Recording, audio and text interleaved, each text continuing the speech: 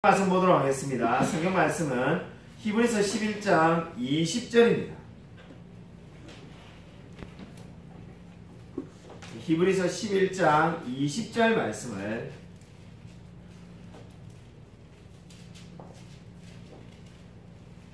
신약성경 365면에 있습니다. 신약성경 365쪽 히브리서 11장 20절 한 절이기 때문에 같이 한 목소리로 읽겠습니다. 히브리서 11장 20절입니다. 같이 함께 읽겠습니다. 시작. 믿음으로 이삭은 장차 있을 일에 대하여 야곱과 에서에게 축복하였으며, 성경 구절을 한 구절 더 찾아 읽겠습니다. 창세기 27장 27절부터 29절까지입니다.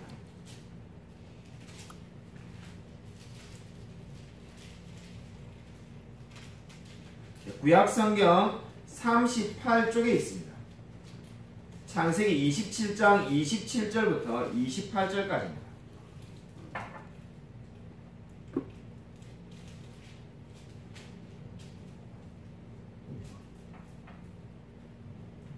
창세기 27장 27절부터 28절까지를 제가 한 절, 성경대 한 절 교도하도록 하겠습니다. 이거 짧기 때문에 같이 읽겠습니다. 이 두 절을 같이 한 목소리 읽겠습니다. 시작. 그가 가까이 가서 그에게 입맞추니 아버지가 그의 옷의 향치를 맡고 그에게 축복하여 이르되 내 아들의 향치는 여호와께서 복주신 밭의 향치로다. 하나님은 하늘의 이슬과 땅의 기름짐이며 풍성한 곡식과 포도주를 내게 주시기를 원하노라. 아멘. 오늘 설교의 제목은 믿음의 사람 이삭입니다. 우리가 지금 매주 금요일마다 히브리서 11장, 우리 별칭으로 믿음장이라고 불리는 이 히브리서 11장에 나오는 믿음의 사람에 대해서 우리가 계속 살펴보고 있습니다. 오늘은 믿음의 사람 이삭입니다. 우리가 믿음의 계보가 믿음의 조상 아브라함으로부터 시작해서 그리고 이삭, 야곱으로 이어진다는 것은 누구나 잘 알고 있을 겁니다. 성경을 따보면은 아브라함의 하나님, 이삭의 하나님, 야곱의 하나님 이렇게 말하는 부분들을 여러분이 아마 잘 알고 있을 겁니다. 근데 아브라함에 대해서 우리가 두 번에 걸쳐서 이미 말씀을 전하였습니다. 그리고 히브리서 11장에서도 여러 절을 아브라함에 대해서 많이 할애해서 설명하였습니다.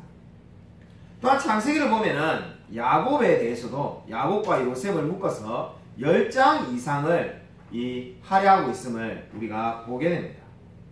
그럼 오늘 우리가 살펴보고자 하는 믿음의 사람 이삭은 어떠할까요? 창세기에는 26장과 27장 두 장만 이삭에 대해서 말을 하고 있을 뿐입니다. 더구나 우리가 방금 읽었던 히브리서 11장에는 어떻습니까? 믿음으로 이삭은 장차 있을 일에 대하여 야곱과 에서에게 축복하였으며, 이 말씀 한 구절이 전부입니다. 아브라함과 야곱에 비해서 이삭은 상당히 적은 부분만을 이 성경이 말하고 있음을 우리가 알게 됩니다. 여러분, 이삭은 어떠한 생애를 살았을까요? 이삭은 무려 180세까지 살아서 우리가 현대 기준으로 보면은 정말로 오래 살았다 이런 생각이 들 겁니다. 근데 그렇지만은 구약시대에는 어떻습니까? 오래 살면 복받은 사람입니다. 그런데 이 이삭의 인생을 복받은 인생이라고 우리 한마디로 단정 지을 수 없는 이유가 있습니다. 왜냐하면 이삭은 적어도 최소한 43년 이상을 앞을 보지 못한 채로 살아야만 했습니다. 그걸 어떻게 알 수 있습니까? 이삭이 죽었을 때 나이가 180세였습니다. 그리고 이삭이 야곱을 축복했을 때 나이가 어땠습니까? 137세였습니다. 그러니까는 우리가 앞을 잘 보지 못해서 이삭이 살았던 나이는 적어도 이 43년 이상이라는 것을 알 수가 있게 됩니다. 실제로 이삭은 앞을 보지 못해서 어땠습니까? 야곱을 전혀 알아보지도 못하였습니다. 적어도 43년 이상을 이삭은 앞을 보지 못하며 삶을 살아야 했던 겁니다. 아도 핑크라는 이 성경을 연구한 아주 뛰어난 이 목사님이 있었습니다. 그분의 책을 보면은 이삭이 앞을 보지 못하는 것에 대해서 이렇게 영적인 판단을 하였습니다. 신명기 34장 7절에 모세가 죽을 때 나이가 120세이나 그 눈이 흐리지 아니하였다라고 성경이 분명히 말씀하였다. 그런데 이삭이 눈이 먼 것은 본능적인 욕구를 제하지 못했기 때문이다. 창세기 25장 28절에 이삭은 에서의 사냥한 고기를 좋아하무도라는 말씀이 그 근거이다. 여러분 지금 아드핑크가 말하는 바가 뭡니까? 한마디로 이삭이 눈이 먼 이유는 너무나 육적인 욕망을 따라서 고기를 좋아했기 때문에 눈이 멀게 되었다는 겁니다. 아마 우리 현대를 살아가는 우리 입장에서는 의학의 기술이 많이 발달해서 목사님 육식을 아무리 많이 한다고 해서 실명하지는 않습니다. 아마 우리가 이런 식으로 생각하기 쉬울 것 같습니다. 그러한 부분을 잠시 제쳐두고 지금 아드핑크가 말하려는 목적을 여러분이 한번 잘 생각해 보십시오. 아드핑크가 지금 말하려는 목적은 의학적인 판단을 내려오려고 하는 것이 아니라 이삭이 육적인 욕망을 따라 살았기 때문에 결국은 눈을 잃게 되었다는 겁니다. 앞을 보지 못하게 되었다는 거죠. 한마디로 지금 아드핑크가 하고자 하는 말은 이삭이 한때 영적인 분별력을 잃고 살았다는 겁니다. 그러니까 그의 인생 가운데서 늘 믿음을 따라 살았던 것이 아니라 영적인 분별력을 잃었을 때가 있었다는 지적을 지금 아드핑크는 하고 있는 겁니다. 여러분 언제 그런 때가 있었습니까? 분명한 것은 보면 어떻습니까? 이 이삭은 장자인 에서에게 축복을 하려고 하였습니다. 우리가 아마 너무나 다 잘 알고 있을 겁니다. 근데 하나님의 뜻이 누구에게 있었습니까? 하나님의 뜻은 처음부터 야곱에게 있었다라고 성경이 말합니다. 창세기 25장 23절에 분명한 말씀의 근거가 나옵니다. 우리 창세기 25장 23절 말씀을 같이 한번 읽겠습니다. 네, 프린터물에 다 나와 있으니까 프린터물을 보시고 바로 읽으시면 되겠습니다. 같이 함께 읽겠습니다. 네, 시작. 여호와께서 그에게 이르시되 두 국민이 내 태중에 있구나. 두 민족이 내 복중에서 나누리라. 이 족속이 저 족속보다 강하겠고 큰 자가 어린 자를 섬기리라. 창세기 25장 23절은 지금 야곱과 에서가 태어나기 전의 상황입니다. 근데 이미 태중에 있는 아이가 있을 때 하나님께서 벌써 말씀을 주신 겁니다. 그 말씀의 내용이 뭡니까? 큰 자가 어린 자를 섬기리라. 이 말은 에서가 야곱을 섬기게 될 거라는 겁니다. 에서의 후손이 야곱의 후손을 섬기게 될 거라고 성경이 분명히 말씀했습니다. 이 말씀을 이미 이삭도 다 들었습니다. 그럼 이 말씀을 기억해가지고 어떻게 살아야 되겠습니까? 에서는 야곱을 섬길 수밖에 없구나. 그렇게 해서 하나님의 뜻이 야곱에게 있구나 하는 것을 분명히 알아야만 했습니다. 그런데 이삭은 어떻게 했습니까? 오히려 에서에게 축복을 하려고 했습니다. 여러분 이 에서에게 축복을 하려는 이유가 뭐였습니까? 바로 자신이 에서를 너무나 좋아했고 그리고 에서가 가져다주는 고기를 너무나 사랑했기 때문입니다. 근데 성경을 보면 어떻습니까? 에서가 축복을 받던 자가 아니라는 증거가 적어도 세 가지가 나옵니다.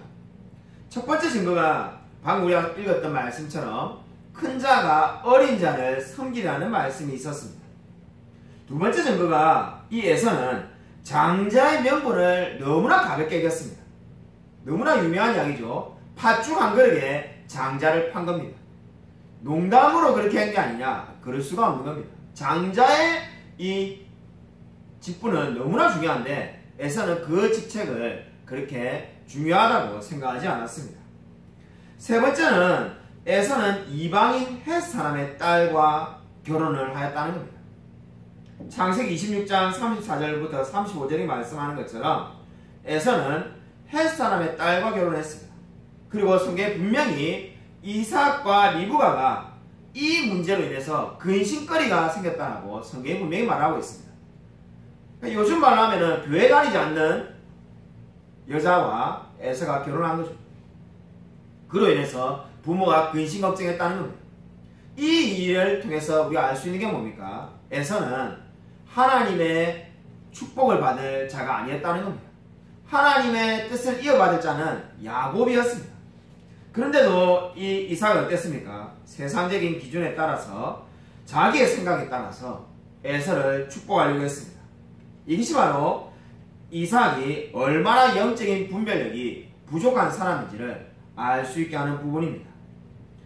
바로 그래서 이 이삭의 마음을 알아차린 리브가가 어떻게 합니까? 야곱을 변장시켜가지고 야곱이 대신 이 축복을 받게 하였습니다. 창세기 27장 33절에 이런 말씀이 나옵니다. 우리 27장 33절 말씀 우리 같이 한 목소리로 읽겠습니다. 네, 시작. 이삭이 심히 크게 떨며 이르되 그러면 사냥하고 그를 내가 가져다가 누구냐 네가 오기 전에 내가 가보고 그를 위하여 축복하였은즉 그가 반드시 복을 받을 것이니라. 여러분 이삭이 심히 크게 떨었다는 부분에 주목해 보시기 바랍니다. 여러분 이삭이 심히 크게 떤 이유가 어디에 있습니까? 지금 자기가 생각했던 에서가 아닌 이제 앞을 잘 보지 못하니까 에서인 줄 알고 축복했는데 야곱이 대신 축복을 받았습니다. 그러고 난 다음에 심히 떨었다는 거죠. 우리가 생각을 해보면은 떨었다고 생각할 수 있는 이유가 언뜻 보면 어떤 이유가 있겠습니까? 아 에서가 복을 받지 못했으니까 그 화가 많은 그 성격이 다혈진 에서가 이제 아버지에게 와서 따지지 않을까. 그죠? 그렇게 해서 지금 이삭이 심히 떨 수가 있겠죠. 근데 그 이유가 아닙니다. 또 다른 이유가 뭐가 있을까요? 왜 이삭이 떨었겠습니까? 아 야곱이 건방지게 이 아버지 나를 속였구나. 그래서 내가 이 야곱에게 속았구나. 내 아내 리브가에게 속았구나. 그러한 생각이 들어서 심히 떨었을까요? 그렇지도 않습니다. 지금 이삭이 심히 떨었던 이유는 바로 하나님의 뜻을 깨달았기 때문입니다. 하나님의 섭리를 이제야 깨달은 거죠. 아마 제가 추측컨대 이삭은 이 심히 떨 때 바로 우리가 앞서 읽었던 그 창세기의 말씀이 떠올랐었는지도 모릅니다.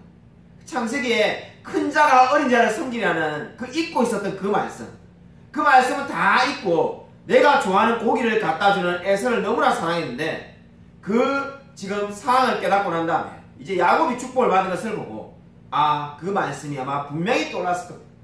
아 정말로 하나님의 뜻은 야곱에게 있었구나. 왜냐하면 이 세상에 우연히 일어나는 일이 없으니까. 그것을 통해서 이삭은 정말로 하나님의 뜻을 알고 지금 하나님의 앞에서 자신이 심히 부족한 자임을 알고 떨고 있었습니다. 여러분 진정으로 언제 여러분은 하나님께서 우리의 삶에 간섭하심을 깨닫고 있습니까? 하나님의 섭리를 크게 깨달았던 적이 언제였습니까?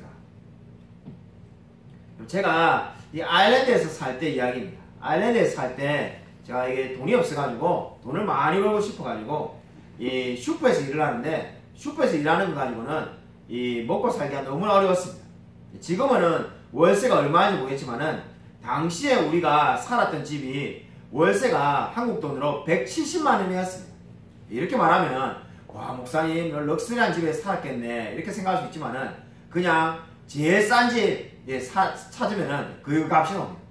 예, 그래서 전세 같은 게 없는 나라니까 당연히 월 170만 원 주는데 최저시급을 받고 슈퍼에서 일하는데 그렇게 받아가지고는 먹고 살 방법이 없습니다.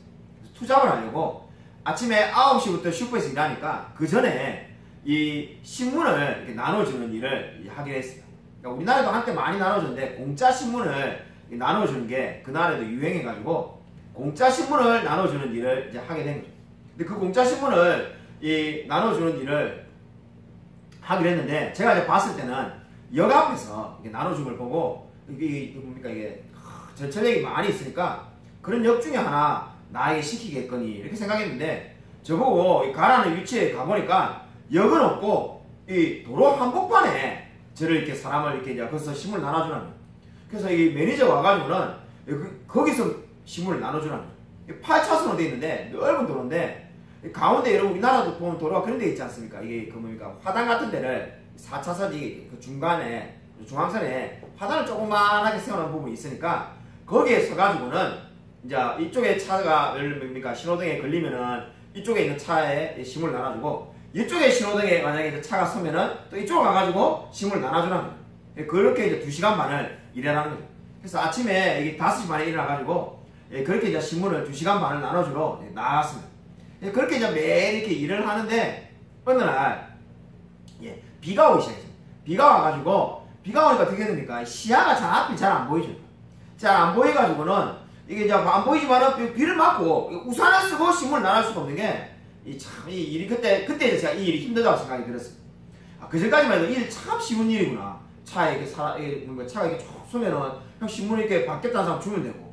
그죠? 이거 어렵지 않는다 생각인데 비가 오니까는 피할 데도 없고 비 맞으면서 이제 그 신문을 나눠주는 거죠. 앞이 잘 안 보이니까 또 비가 오니까 됐습니까? 신문이 젖어가지고 그 당시에는 그게는 이 신문을 뭡니까? 비닐로 싸가지고 주는 이런 생각을 전혀 하지 못해가지고 그냥 신문을 나눠주니까 비에 맞은 신문을 누가 받아갑니까? 신문도 잘 안 받아지고 앞이 잘 안 보이고 힘든 상황이었는데 그래서 이제 화단에서 이제 서면서 이제 화단에서 신호등에 걸리는 차가 있을 때까지 이제 좀 기다리는 시간이 생기죠.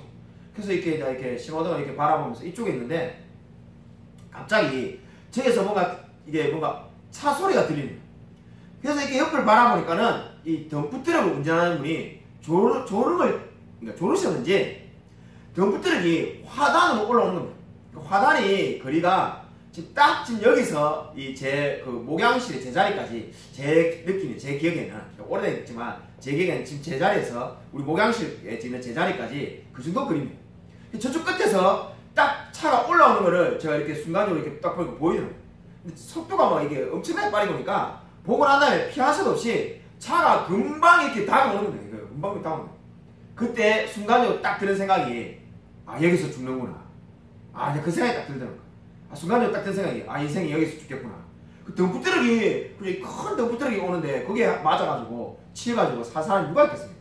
오늘 죽었구나. 그 생각이 딱 들더라고요. 근데 우리 그런 이야기 아마 여러분 많이 들었을 겁니다. 죽는 순간이 다가오면은 그저 이 과거에 살았던 것이 그저 이 주마등처럼 이렇게 싹 지나간다고 해요. 정말로 그렇게 지나가더라고요. 그리고 그 죽는 순간은 너무나 그저 이게 또렷하게 오랫동안 기억이 남다는데 정말로 그 짧은 찰나 2, 3초인데 그 시간이 엄청나게 길게 느껴져요. 그래가지고 이제 죽었다 생각하고 이제 눈을 감았는데 눈을 떠보니까는 차가 정말로 제 여기 앞에 요 앞에 정도의 차가 서 있는 거예요. 너무나 놀래가지고 속도가 전속력으로 달려왔는데 어떻게 앞에 딱 차가 서 있나 해가지고 내리시는 그분도 그죠 영어로 한 말이 기억이 나는데 욕이니까 제가 말은 못하고 영어로 내리면서 막 욕을 하면서 그러니까 자기도 이제 신념 감수한 거니까 내리면서 어떻게 이렇게 섰는지 모르겠다면서 내가 괜찮냐는 거예요. 본인도 그렇게 생각했다는 거예요. 졸다가 눈을 떴는데 차가 지금 이렇게 화단에 올라와 있으니까 브레이크를 밟았는데 본인이 운전하니까 느낌이 있잖아요. 이거는 막 이 사람 치웠구나 이렇게 생각했는데 옆에 이렇게 탁 서는 거예요. 그래가지고 이거 어떻게 이런 일이 일어났는지 모르겠다. 정말로 기적인 것 같다. 그분들이 그런 말 했어요. 저도 너무 놀래가지고 이거 정말 죽다 살았으니까 뭐 제대로 말을 몇 마디 하지 못했는데 돌이켜보니까는 집에 와서 생각해보니까 이게 정말로 하나님께서 살려주셨구나 이런 생각이 들었습니다. 아무리 생각해도 그분이 말한 것처럼 이게 살 수가 없는데 옆에 차에 횡단보도에 신호등이 걸려가지고 보는 분들도 다들 놀래가지고 다 이게 내려오시더라고요. 나오시더라고요. 자기들도 다 사람이 죽었을 거라 생각했답니다. 이거 뭐 분명히 차에 치일 거라 생각합니다. 자, 그거를 그때 경험을 제가 떠올려보면서 이게 정말로 하나님의 섭리라는 것이 정말로 있구나. 정말로 하나님이 이 세상을 움직이시구나. 정말 내가 부족하지만은 하나님을 위해서 이 땅에서 해야 될 일이 더 있기 때문에 나를 살려주셨구나 라는 생각을 가지게 되었습니다. 아마 이삭도 마찬가지였을 겁니다. 이렇게 축복을 하고 난 다음에 정말로 하나님이 살아계시구나 하는 것을 깨달았을 겁니다. 왜냐하면 자기는 에서에게 축복을 하려고 했는데 결국 하나님이 간섭하셔서 야곱에게 축복을 하게 되었기 때문입니다. 여러분 오늘 지금 성경 히브리서 11장 20절은 이삭이 야곱과 에서에게 축복을 하였다라고 말씀하고 있습니다. 이 축복의 내용은 이미 우리가 시작 전에 읽었던 창세기 27장 27절 29절에 잘 나타나 있습니다. 야곱이 받은 축복은 크게 두 가지로 우리가 나누어서 말할 수가 있겠습니다. 한 가지 축복은 이 세상에 사는 동안 땅에서 누리는 축복이 되겠습니다. 실제로 이 야곱은 어땠습니까? 이 축복을 받은 대로 나중에 거대한 부자가 됩니다. 얼마나 하나님께서 역사하셨으면 그죠? 야곱이 이 양들에게 아롱진 것을 보여주면은 그죠? 전바위가 나오고 이 원하는 대로 다 됐습니다. 그죠? 우리가 아마 아무리 지금 양이나 소나 돼지에게 가도 그렇게 뭔가를 보여준다고 해서 그죠? 이게 소가 그렇게 나오지가 않습니다. 양이 그렇게 나오지가 않습니다. 근데 그렇게 한 건 뭐겠습니까? 하나님께서 역사하신 거죠. 하나님께서 간섭하셔서 이 축복대로 야곱을 부자로 만든 겁니다. 두 번째로 이 야곱이 받은 축복이 뭡니까? 바로 야곱의 후손을 통해서 그리스도가 오시게 될 축복입니다. 이 야곱의 축복을 받은 것은 우리가 이해하기가 쉽습니다. 실제로 이 야곱의 후손으로 그리스도가 오셨습니다. 그 야곱이 부자가 되었습니다. 근데 중요한 것은 무엇입니까? 에서도 분명히 이삭을 통해서 축복을 받았습니다. 근데 그 축복이 어떻습니까? 그 내용을 우리 한번 읽어보겠습니다. 창세기 27장 39절부터 40절 말씀. 창세기 27장 39절부터 40절 말씀을 우리 같이 한번 읽겠습니다. 네, 함께 읽겠습니다. 네, 시작. 그 아버지 이삭이 그에게 대답하여 이르되 내 주소는 땅에 기름진 데서 멀고 너희는 하늘이 데서 멀을 것이며 너는 칼을 믿고 생활하겠고 내 아우를 섬길 것이며 내가 입을 벗었을 때에는 그 멍에를 내 목에서 떨쳐버리리라. 아멘. 여러분, 땅의 기름짐에서 멀고 하늘 이슬에서 멀 것이다. 무엇을 의미합니까? 여러분, 지금도 땅에 이 비오키아 농사가 잘 되는데 고대 시대는 농경사인데 땅이 기름짐에서 멀다는 거죠. 한마디로 땅이 척박하다는 겁니다. 농사 지을 만한 땅이 아니라는 거죠. 그럼 하늘 이슬에서 멀다. 이게 뭔 말입니까? 이 지금 이스라엘 가나안 땅은 비가 많이 안 올 때가 많기 때문에 이슬이 내려오는 게 너무나 중요했습니다. 근데 이슬에서 멀다는 말은 한마디로 농사를 짓기에 적합하지 않다는 겁니다. 그러니까 보면 어떻습니까? 이 말씀들이 지금 축복이라기보다는 사실 저주에 가깝지 않습니까? 농사가 안 될 거라고 말을 하는데 이게 무슨 축복이 되겠습니까? 쉽게 단순하게 말하면은 너 잘 안 될 거야. 지금 이렇게 말을 하고 있다라고 느낄 수가 있습니다. 그뿐만 아니라 내가 매임을 벗을 때에는 그 멍에를 내 목에서 떨쳐버리리라. 이 말씀은 에서의 후손들이 강하면은 그 저주를 이겨낼 수 있을 거라는 겁니다. 이 저주 지금 농사가 잘 안 될 거라는 땅에 기름짐이 없다는 그 말씀을 자기들이 정말로 강하면은 그 에서의 후손들이 강하면은 그 저주를 이겨낼 수 있다는 거죠. 성경의 역사를 보면은 에돔은 어땠습니까? 다윗 왕에 의해서 다윗의 종인들이 되었습니다. 근데 이 에돔이 강성할 때가 정말로 찾아왔습니다. 성경의 말씀은 그대로 다 성취되는 것이 너희들이 강성하면 그 저주를 벗어날 거다 이렇게 말했는데 정말 강성할 때가 왔습니다. 바로 그때가 유다의 여로람 왕 때 독립하여서 자신들의 길을 가게 됩니다. 근데 이 기간이 굉장히 짧았습니다. 결국 에돔은 하나님의 심판을 받고 멸망을 하고 맙니다. 그러니까 보면 성경 말씀 그대로 다 이루어졌습니다. 여러분, 근데 이것이 어떻게 축복일 수가 있겠습니까? 여기서 말하는 축복의 의미가 뭐겠습니까? 그냥 세상에서 잠깐 누리는 축복이라는 뜻이 되겠습니다. 그냥 그들이 잠깐 강했을 때 그 축복을 누린 거지, 그 외에는 결국 어떻습니까? 큰 자가 어린 자를 섬기라는 그 말씀대로 되었다는 겁니다. 그러니까 지금 이삭이 자기의 생각을 따라서, 자기의 마음을 따라서 에서에게 축복을 해주었습니다. 근데 그 축복은 어떻습니까? 그대로 이루어졌지만은 결국 잠깐 일어난 거고, 결국은 이 야곱과 에서의 삶을 지배한 것은 뭡니까? 원래 하나님이 말씀하신 큰 자가 어린 자를 섬기라는 그 말씀대로 다 이루어진 겁니다. 여러분, 하나님의 말씀은 있는 그대로 다 이루어지는 줄로 믿으시기 바랍니다. 오늘 세 번째로 이삭의 믿음입니다. 근데 히브리서 11장 20절을 보면은 바로 이와 같은 내용을 이삭이 믿음으로 축복했다라고 이렇게 말합니다. 근데 이삭에 대해서 말하는 것을 11장 20절, 히브리서 11장 20절을 자세히 보면은 장차 있을 일에 대하여 라고 말을 하고 있습니다. 이것은 앞으로 일어날 일에 대해서 축복을 했다는 겁니다. 앞으로 일어날 일이 어떤 건지는 우리가 이미 좀 전에 다 살펴보았습니다. 그러므로 이삭의 믿음은 어떠한 믿음입니까? 비록 그는 분명히 영적인 분별력이 떨어질 때가 있었습니다. 근데 이삭은 뭘 했습니까? 하나님께서 하신 말씀이 그대로 성취될 것을 믿었습니다. 이것을 성경은 이삭의 믿음이라고 말을 하고 있습니다. 그러니까 이삭은 분명히 영적인 분별력이 떨어져서 야곱이 아닌 에서에게 축복을 하려고 하는 때가 있었습니다.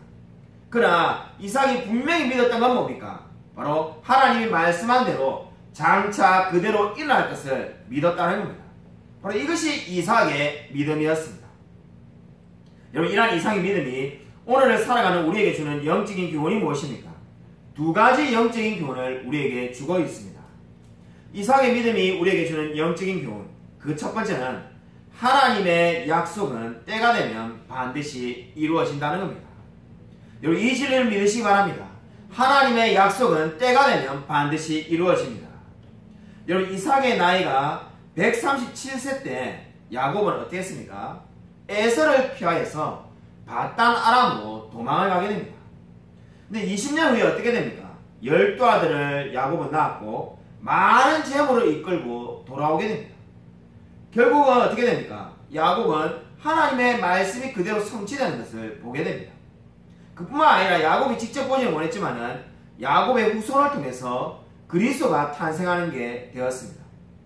결국은 어떻습니까? 이삭이 믿음으로 축복한 대로 그대로 복을 받게 된 겁니다. 그러므로 이삭의 믿음이 보여주는 첫 번째 영적인 교훈은 바로 하나님의 약속은 때가 되면 반드시 이루어진다는 겁니다. 두 번째로 우리에게 주는 영적인 교훈은 하나님의 약속은 우리뿐만 아니라 우리의 자손들에게도 해당된다는 겁니다. 이삭은 야곱에게 축복함으로써 그 야곱도 약속을 믿고 살기를 바라였습니다. 그리고 우리가 야곱의 생애를 보면은 야곱도 그 약속을 늘 기억하고 살았음을 알게 됩니다. 결국 믿음이 뭡니까? 믿음은 기다리는 겁니다. 이삭이 야곱에게 축복함으로써 하나님께서 약속하신 일이 그의 당대에 완전하게 경험하지는 못할지라도 때가 되면 이루어 주실 거라는 사실을 믿었습니다. 여러분, 정말로 하나님께서 약속하신 말씀을 믿고 살아가고 있습니까? 제가 대학을 다닐 때 합동신학대학원에 가려고 결심을 하였습니다. 그때가 대학교 4학년 1학기 때였는데 1998년도였습니다. 그때 생각을 해보니까 집이 너무 가난해가지고 신학교를 입학을 한다 치더라도 그 당시에 제가 뭐 떨어질 거라는 생각 하나도 안 했고, 지금은 신학교가 우리 합동신학대학원이 안타깝게도 미달입니다. 그때까지만 해도 뭐 2대1이 넘는 경쟁률을 가지고 있었으니까 그래도 뭐 전혀 떨어진다는 생각하지 않고, 문제가 되는 거는 등록금을 낼 그게 안 되는 거예요. 그래서 오죽 답답했으면 우리 큰애 삼촌이 제게 전화해가지고 너희 집이 얼마나 어려운데 그렇게 가난한 집에서 신학교를, 그 비싼 신학교를 도대체 누가 어떻게 돈을 대줘가지고 다니겠냐, 가지 마라. 네가 신앙은 좋지만은 꼭 주의 일 안 해도 이 세상에서 직장생활 해도 하나님께 영광 돌릴 수 있는 길이 많다, 이렇게 전화를 주시죠. 그 외에도 막 여러 사람이 전화를 했습니다. 근데도 정말 꼭 신학교를 가야 된다는 생각이 들어가지고 신학교를 가면 어떻게 갈까 생각하니까 정말 앞이 깜깜한 거예요. 그 당시에도 이미 계속해서 제가 그래서 설교 때 여러 번 말씀드린 것처럼 일어나면 머리가 천장에 있는 그 스레트 집에 그때도 그대로 살고 있었습니다. 그래서 그 스레트 집에 10년이 넘게 살고 있는데 생각해보니까 방법이 없습니다. 가만히 생각해보니까 제가 군대를 안 갔는데, 그래 내가 어차피 남자보다 2년을 벌었으니까 이미 1년을 제가 휴학해가지고 1학년 끝나고 난 다음에 95년도에 주물공장을 이미 1년을 다녔거든요. 그래서 이번에 그냥 1년 더 휴학해도 어차피 다른 사람과 나랑 똑같으니까 주물공장 가가지고 그때 돈을 벌어야겠다. 주물공장이 그때 임금이 굉장히 셌습니다. 그래서 당시에 주물공장에 가서 내가 돈을 벌면 생각해보니까, 계산해보니까 주물공장에 가서 1년을 벌면은 신학교 3년을 충분히 다닐 수 있는 돈을 벌 수가 있겠더라고요. 그러니까 생각해보니까 이 2달만 주물공장에서 일해도 한 학기 등록금이 나오는데 딱 12달 일하면은 3년은 그냥 다니겠구나. 그래, 그러면은 뭐 좀 기숙사비나 책값 같은 거는 부모님이 좀 더 해주면 되니까 그러면 신학교 다니겠구나. 그렇게 해서 98년도에 휴학을 했습니다. 여러분이 아마 98년도에 무슨 일이 난지 잘 아실 겁니다. IMF가 터졌습니다. 휴학을 하자마자 IMF가 터지니까 주물공장이고 뭐고 사람을 아무도 안 뽑는 겁니다. 저는 그 주물공장에 일할 거라고 생각만 했는데 뭐 구해주는 데가 아무 데도 없는 거죠. 그래서 제가 휴학했던 95년도 상황하고 98년도가 3년밖에 차이 안 나는데 완전히 다른 상황이 됐어요. 95년도에 휴학했을 때는 교회 집사님들 중에 이 공장에서 사장님 하시는 분들이 서로 저를 데려가려고, 그래서 워낙 사람이 모자라니까 부족하니까는 저를 막 서로 데려가려고 자기들끼리 말싸움을 하고 교회 로비에서 정말로 말싸움을 하고 그랬어요. 그래서 제가 막 입장이 난처해가지고 뭐 서로 데려가겠다고. 그만큼 인력이 부족했는데 98년이 되니까는 IMF가 터지니까 할 일이 아무것도 없어가지고 집에 앉아가지고 한 달 내도록 놀았어. 집에서 노니까는 차라리 이럴 줄 알았으면 학교나 다니까 이게 도대체 뭘 하고 있는 건가? 막 정말 오라더라고. 그래서 이거 돈을 벌여야 신학교를 가는데 그냥 이렇게 자꾸 성서만 보내다가 끝나겠구나 이 생각하니까 가슴이 답답한 거예요. 그냥 이게 휴학을 한 게 아니라 이게 지금 신학교를 가려고 돈을 벌기로 했는데 그렇게 이제 답답해 있으니까 처음에 그냥 앉아만 있었는데 답답하니까 저절로 기도가 돼요. 그래서 주님 이게 무슨 뜻이 있습니까? 제가 지금 돈 벌어가지고 정말 열심히 돈 벌어가고 나아가야 되는데 좀 돈 벌 수 있는 길을 주셔야지 왜 이렇게 길이 없습니까? 이렇게 이제 막막해 하고 있는데 길이 전혀 안 생기는 거예요. 아무리 알아봐도 그 어디에도 사람을 뽑는 데가 없어요.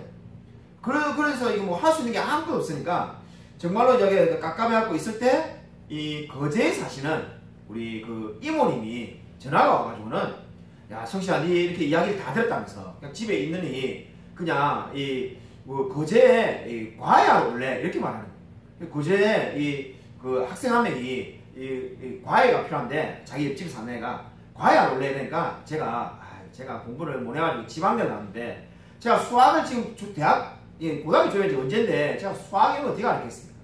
제가 뭐 영어 발음도 안 좋은데 영어를 내가 누구에게 어떻게 가르쳤습니까? 이러니까 걱정하지 말라면서 네가 영어 수학이 니한테 전화했겠냐면서 네가 언어 영역은 수능에 국어를 만점 받지 않았냐면서 그렇죠. 근데 세상에 뭐 국어를 과외한 사람이 요즘은 많지만은 98년도에 누가 있겠냐면서 제가 그 당시에 누가 있겠습니까? 이래 말하니까 어떻게 국어를 원하는 애가 우리 옆집에 사는데 국어 선생님 그러니까 국어 과외한 사람을 찾는다. 근데 그 당시에는 국어학원 같은 게 없었거든요. 지금 많이 있습니다만은 그래서 국어 잘하는 사람 없냐니까 우리 조카가 국어를 예전에 만점 받고 학교에 갔다니까 그 조카 좀 이렇게 어떻게 다리 나올 수 있나? 마치 우리 조카가 지금 놀고 있다니까. 그래서 이제 이렇게 오라는. 그 당시에 근데 생각해보니까 주물공장을 다니면은 한 달에 150만원씩 이렇게 보니까 그 당시 돈으로 이게 뭐 신학교 등록금이 한 220만원 뭐 200만원 이렇게 할 때니까요. 이게 뭐 도움이 되지만은 고아해가지고 묻지 않았지만은 고작 10만원 15만원 줄 것 뻔한데 그래가지고 어느 세월에 이거 지금 등록금을 마련하냐? 가봐야 망했나? 생각해보니까 안 가봐야 그죠? 집에 어떡하니 앉아있으니까 부모님 보기 미안하고 그래 거제에 가가지고 그냥 거제 앞바다 바닷바람이나 쓰러 가자 이제 그런 마음으로 그래 거제 가서 그냥 마음이나 그냥 힐링하자는 마음으로 갔습니다. 가니까는 과외 하나 하고 나니까 하루 종일 할 게 없잖아요. 친척 집에 이제 앉아가지고 하루 종일 또 쉬고 있으니까 그것도 또 민망해. 그래서 그냥 어쩔 수 없다 이런 생각하고 과외하고 이제 그 다음 주에 주말이 되면은 우리 집에 와가지고 교회 사회 돕고 주중에는 가는 거죠. 주중에는 늘 월요일부터 금요일까지 친척집 거제에 그래 있었습니다. 그 다음 주가 되었는데 정말로 하나님의 역사가 놀랍다는 것을 깨달았습니다. 솔직히 과외 한탕 해가지고는 이 돈을 받아가지고 창원에서 거제까지 왔다 갔다 차비 들지. 그죠? 저도 또 잡비 필요하지. 솔직히 남는 돈이 아무것도 없습니다. 과외를 하고 거기서 딱 나왔는데 그 아파트에서 나왔는데 앞집에 아주머니랑 어떻게 하다 보니까 이게 딱 마주친 거죠. 그래서 저걸 보면은 학생 여기 사는 사람 아닌 것 같은데 왜 왔어요? 이러길래 제가 이게 과외합니다니까 무슨 과목을 과외하는 거예요. 그래서 제가 좀 사실 그 당시에는 국어를 과외한다는 게 좀 부끄럽다는 생각이 들어요. 영어 합니다 이러면 좀 뭐 있어 보이는데 그래서 제가 말을 참 잘 못해가지고 국어 합니다 이러니까 마침 잘 됐다면서 우리 애가 국어를 못하는데 왜 우리 옆집 아줌마는 이렇게 자기한테 말도 안 했냐면서 우리 애를 이렇게 같이 가르쳐주면 안 되냐. 그래서 하겠다 해가지고 한 명이 더 생겼어요. 이런 식으로 이야기가 끝이 없는데 제가 한때 과외를 8개를 하루에 했어요. 아침부터 저녁까지 과외가 계속 이어지는 거예요. 정말로 얼마나 신이 나는지 솔직하게 어떤 생각이 들었냐면은 그냥 이렇게 그렇게 하니까는 돈을 막 한 달에 많이 벌었어. 야, 이렇게 잘 되는데 굳이 내가 신학교를 뭐 하려고 하겠는가? 그냥 이거 과외하러 그냥 학원 강사로 살아야 되겠다. 이런 생각이 솔직히 들더라. 그런 생각이 들고 난 다음에 얼마 되지 않아서 딱 돈이 어느 정도 모였다 싶으니까는 하나님이 그 모든 과외를 다 끊으셨어요. 그래서 그때 깨달았죠. 아, 이게 정말로 하나님께서 마치 만나를 보내준 것처럼. 그죠? 우리 이스라엘 백성들 광야에서 메추라기를, 그죠? 때를 몰아주는 것처럼 하나님 그냥 그 신학교 가라고 과외할 사람들을 몰아준 겁니다. 그래서 제가 국어만 가지고 과외해가지고 결국은 이 신학교를 가게 되었습니다. 자, 그 사건이 잊혀지지가 않는데 정말로 하나님께서 역사하시면은 없는 데서 있는 것으로 부르시는 줄로 믿으시기 바랍니다. 여러분, 이삭이 오늘 믿음이 무엇입니까? 장래 하나님의 말씀대로 일어날 일을 다 믿었습니다. 여러분, 저와 여러분도 마찬가지입니다. 우리의 힘으로 인생을 살아가는 것이 아닌 줄로 믿으시기 바랍니다. 여러분, 하나님을 믿고 의지하면은 하나님께서 모든 것을 다 채워주실 줄로 믿으시기 바랍니다. 여러분, 진정으로 우리가 정말 하나님께서 말씀하신 대로 모든 것을 정말 주님께서 다 채워주실 줄로 믿고 정말 하나님만을 바라보며 의지하며 살아가는 저와 우리 모든 성도님이 되시기를 주님의 이름으로 간절히 축원드립니다. 이 시간 우리 말씀을 생각하면서 이 시간 우리 이렇게 통성으로 기도하고자 합니다. 정말 우리가 믿음의 사람 될 수 있게 해달라고, 하나님 진정으로 우리가 믿음 가지고 나아갈 수 있게 해달라고, 우리가 정말 장차 일어날 모든 일들을 하나님께 맡기며 살아갈 수 있게 해달라고 이 시간 우리 주여 한번 크게 외치고 간절히 통성 기도하겠습니다. 주여, 아버지 감사를 드립니다. 정말 주님께서 아버지 함께 하셔서 정말 하나님을 의지하며 신뢰하며 살아갈 수 있도록